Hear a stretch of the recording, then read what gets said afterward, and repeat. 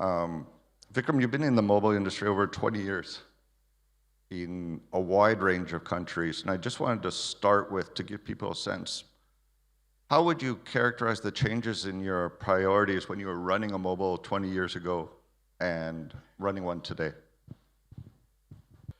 Being in the industry for 2 decades, let me break this into 2 parts. One, we have come a long way, and 2, 3 key highlights I will share with you in terms of my learning. One is the whole journey around making the life of our customer complex. We went to one extreme. Now my biggest learning is how do we make things simple? David, it is easier said than done to do simple things. So when we started, I remember I started from India, then I was in Africa, Kenya, Nigeria. I have worked in smaller markets also, even Maldives or Myanmar. You know, the whole journey started from 3-4% penetration, and now we are talking about, whichever way you look at it, whether you count SIM or people, the penetration level is between 60 to 100%. So on one side, my biggest learning has been that we have not been good on building trust with our customer.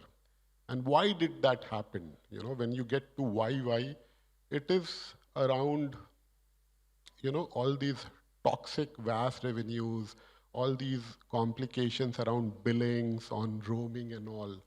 So that, for me, now we talk about how to keep things simple, how to win the trust of customer.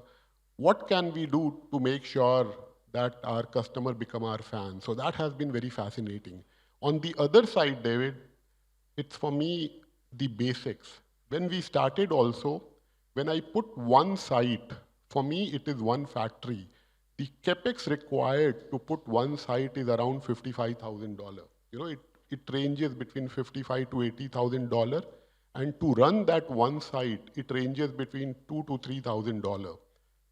How do I make sure, especially I've been working more in Asian markets, how do I make sure that I'm building that factory in such an efficient manner that I'm able to, data is a kind of a commodity, produce data at a $1.5, so that I'm able to serve my customer with great experience at $2 to $3.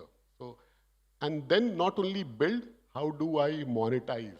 So that for me, the basic country after 22 years also stays the same. We can't blink from that. Well, it's been a long journey to get to where we are today. I would say, from my perspective, when we started, Vikram, both of us, almost all focus was on how do we bill? And the real people that got the big attention in mobiles in the very early days were the billing people, because we just didn't know how to bill. And we put in these massive systems in, and mobiles know how best to bill now. And how do we leverage that with partners, which will fall into more of the discussion. But as you said, penetration's gone from 0 up to 100% in certain markets, especially Indonesia. What are your thoughts on the prospects for the industry? David, this is a very good question. Last week, I was in Copenhagen. I was invited to one of the CEO Playbook Forum. You will not believe, I was shocked. Everyone, and this was the leadership team from Europe, you name it, all the important CEOs and their CIOs, they have given up on growth. They have literally given up on growth. You know, sometime I hear that, oh, industry is not growing. I ask myself, who is industry? It is 2-3 of us in this room is industry. If we have given up on growth, how will industry grow? See, the point which I'm trying to make is, it's mind over matter. And on that, countries like Indonesia has immense potential. So how do we make sure that we work with this growth mindset? And while doing that, do we want to eat the full cake? The answer is no. We very strongly believe in working with partner, but the real focus is not about technology. We keep getting lost on 4G, 5G. The question is what problem we are solving, and if we get to that, technology can be an enabler. But you are absolutely right. It brings me back to my simplicity focus. At IndoSat 2019, when I came here, I had 260 plans. Now I have got it down to less than 50. I keep telling my team, can we come down to less than 10? How can we make things very simple for our customer, very transparent? This is where the focus has to be. I think you've been looking to realize value through some of the most dramatic action in the industry. You've sold off your towers. You've done a huge merger, which has gone very well. Reportedly in press, you're looking at selling off your fiber. But moving to this asset-light model, now, how does it change you and your management team as your focus? So David, two part to it. I think you made a very important point on, especially when we look at countries like Indonesia.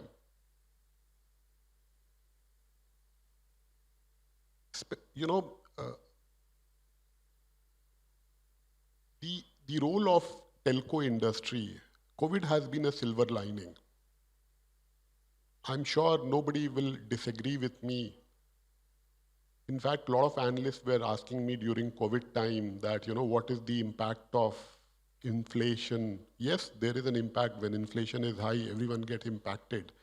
But what data does is helping people be more productive at a fraction of a cost. So the answer which I was giving is data is not consumption, data is primary.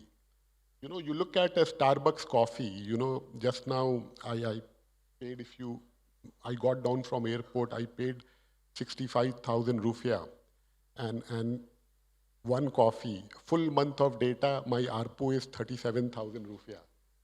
So you have to understand, and how much productivity, if a Gojek driver is out of data, is not productive. And I can give you many examples. So the first point I want to make here is that the role of the industry, is very, very important. And COVID has been a real silver lining in front of policymaker, government, because they all understand if Indonesia want to fulfill the vision of digital economy, the backbone is telco industry.